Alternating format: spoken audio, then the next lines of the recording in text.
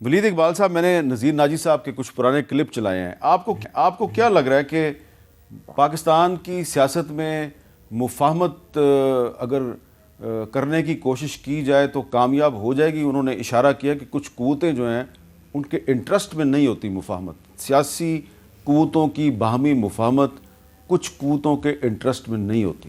یہ درست فرما رہے ہیں. یہ تو آئی تھنک یہاں پہ سارے مہمان مجھ سے اتفاق کریں گے اور ہم میزبان بھی اتفاق کریں گے اس بات پر. اور بڑی گہری نظر رہی ہے ناجی صاحب کو، اللہ ان کو غریق رحمت کرے. میں اسلام آباد میں، مجھے افسوس ہے کہ میں ان کے آخری رسومات میں حصہ نہیں لے سکا. ان کے صاحبزادے انیک میرے دوست بھی ہیں، میں نے دیکھا ان کی نماز جنازہ پہ آئے ہوئے تھے. اللہ ان کو صبر عطا کرے. میں جناب پہلے یہ عرض کر چکا ہوں، اور تھوڑا سا میں یہ بھی بتا دوں کہ جو سینیٹر عرفان صاحب نے کہا کہ جی نقطہ کچھ اور ہے اور ہم اسے کہیں اور لے گئے ہیں. نقطہ وہ الیکشن کے جو اس کی شفافیت اور اس کے اندر جو تاخیر ہے نتائج کی، جس کا دنیا بھر نے نوٹس لیا ہے، نقطہ وہی ہے.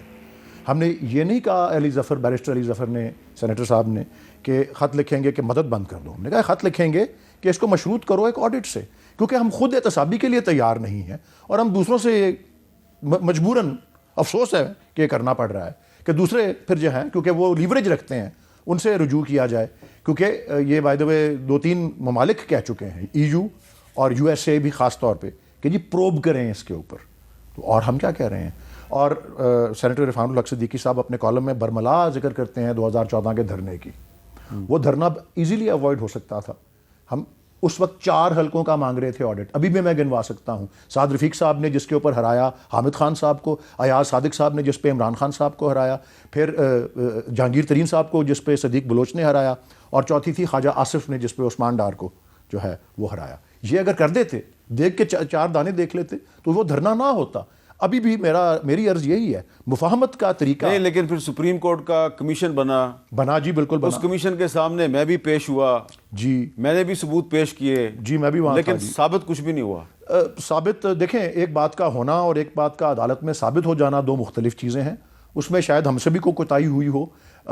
یہ سپریم کورٹ نے اس بات کو مسترد کرتے ہوئے کہ کوئی منظم دھاندلی ہوئی ہے، اس بات کو مسترد کرتے ہوئے یہ ضرور میں نے آپ کو یاد ہے 4 صوبوں میں دھاندلی کے ثبوت پیش کیے تھے. جی یہ سپریم کورٹ نے، میں سمجھتا ہوں کہ وہ شاید ہم ٹھیک طرح سے اپنا کیس نہیں پیش کر سکے. میں یقین رکھتا ہوں اس الیکشن میں بھی بہت کچھ ہوا، لیکن جو 24 میں ہوا ہے وہ کہیں زیادہ اس سے ہوا. ٹھیک ہے. لیکن سپریم کورٹ نے اپنی آبزرویشنز میں 2 اہم باتیں کی. ایک تو یہ کہا کہ PTI حق بجانب تھی اس ریفرنس کو کرنے کی ڈیمانڈ، اور دوسرا الیکشن کمیشن کے جو قصیدے لکھے گئے ہیں اس کے اندر کہ وہ کوارڈینیشن سے فارغ ہے، ٹریننگ سے فارغ ہے، کیپیسٹی سے فارغ ہے، مین پاور سے فارغ ہے، یہ سب یہ ساری باتیں. اور 10 سال میں نہیں کچھ انہوں نے وہ کیا، امپروو نہیں کیا. الیکشن کمیشن کے سامنے لیاقت علی چٹھا صاحب پیش ہوئے ہیں اور انہوں نے ایک طویل سٹیٹمنٹ جاری کی ہے، اور انہوں نے کہا جو میں نے جو کچھ بھی سٹیٹمنٹ دی تھی وہ ایک سازش کا نتیجہ تھی اور میں اس پہ بڑا معذرت خواہ ہوں. اور آخر میں کہتے ہیں in the end I feel extremely ashamed and embarrassed for making totally false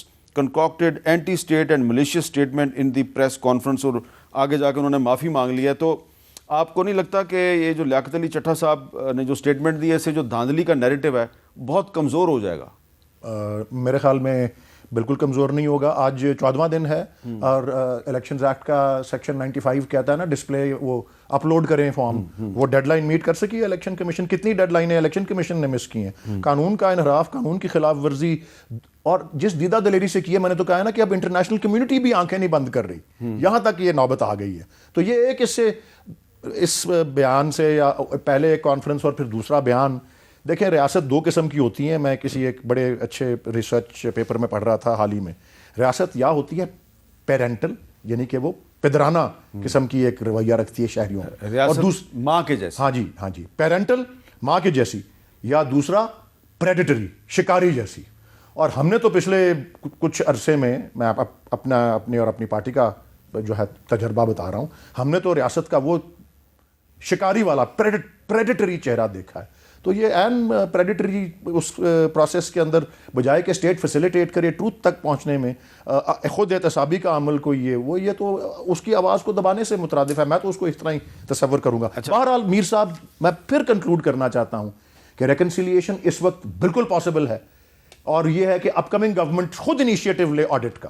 اور اس پہ فافن نے بھی فارمولہ دیا ہے، پٹن یہ پاکستانی ادارے ہیں، جنہوں نے فارمولا دیا ہے آڈٹ کا الیکشن کا. ہم بتا دیں گے کون سی سیٹوں میں سب سے لے لیں. اور پیپلز پارٹی اس میں کلیدی کردار ادا کر سکتی ہے, بیکاز ایم کیو ایم اور M P M L N پہ چھوڑ دیں, یہ میری رائے ہے, تو وہ کبھی نہیں کریں گے کیونکہ وہ تو سب سے بڑے بینیفیشری ہیں اس دھاندلی. عرفان صاحب, اب آپ آئی ایم ایف کو جتنا مرضی کرٹیسائز کر لیں, تحریک انصاف کو کرٹیسائز کر لیں, لیکن دھاندلی کے خلاف شور صرف تحریک انصاف نہیں مچا رہی, آپ کی اپنی پارٹی کے بلوچستان کے صوبائی صدر بھی کہہ رہے ہیں کہ 3 کروڑ سے مجھے ہرا دیا گیا, 3 کروڑ پہ خرچ کیے گئے. تو کچھ نہ کچھ تو اس معاملے کو ایڈریس کرنا چاہیے الیکشن کمیشن کو. میر صاحب, میں آپ کو بتاتا ہوں فیکچول پوزیشن کیا ہے اس وقت.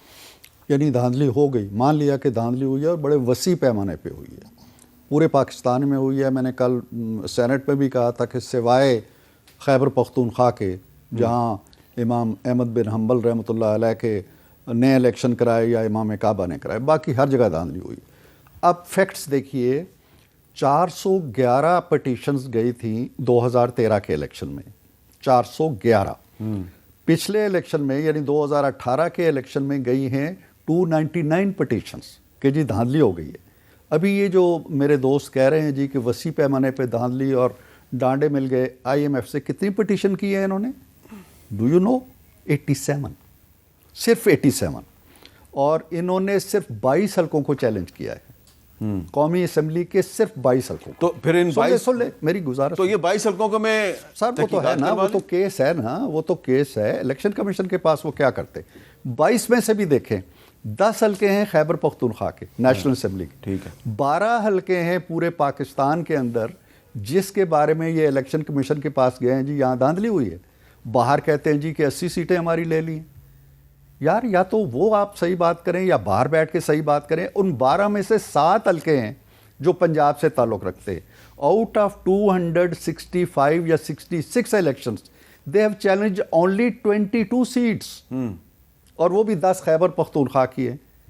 بھائی لڑیں وہاں, کیوں نہیں کی آپ نے اپیل؟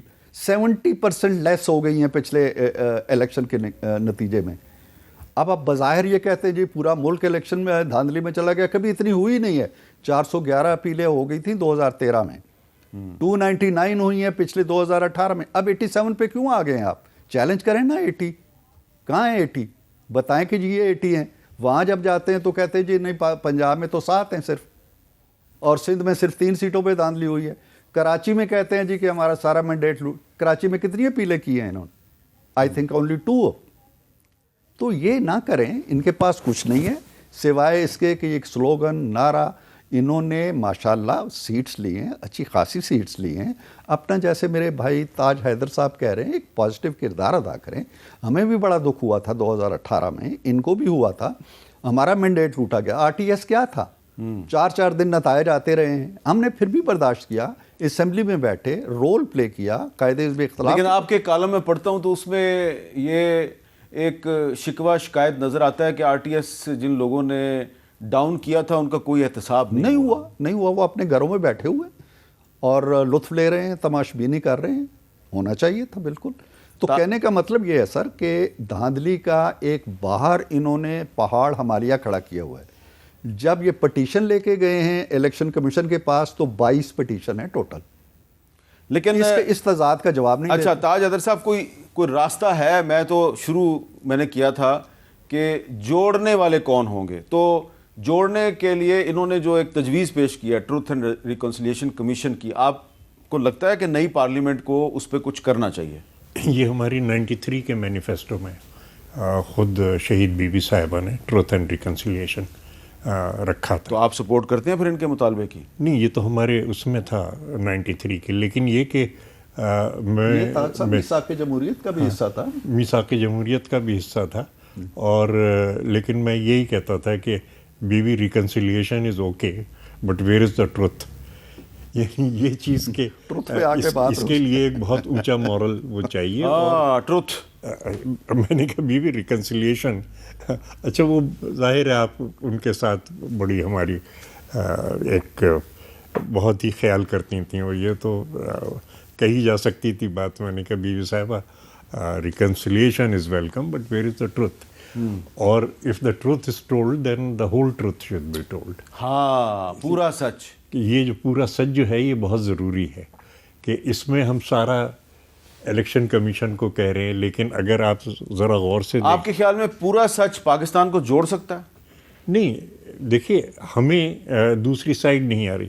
اس کو یہ دیکھ لیجئے کہ خبریں تو ہم پڑھتے ہیں، لیکن خبروں کے پیچھے کون سی فورسز کام کر رہی ہیں، اور what are the poles of power in Pakistan. ایک طرف اسٹیبلشمنٹ ہے، دوسری طرف عوام ہے.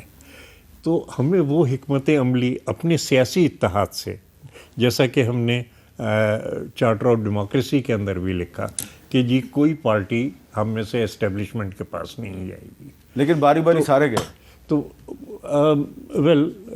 یہ شاید ہمارے لیے نہ کہا جا سکے، کیونکہ یہ جو ہے نا، اگر ہم ادھر جاتے ہیں تو پھر عوام میں وہ مجھے NRO یاد آ گیا. نہیں، میں شاید کر کے میں نے کہا شاید تو، لیکن یہ کہ شاید کوئی سچ ایسا سچ. دیکھیے میں آپ کو سیدھی پالیسی بتاتا ہوں.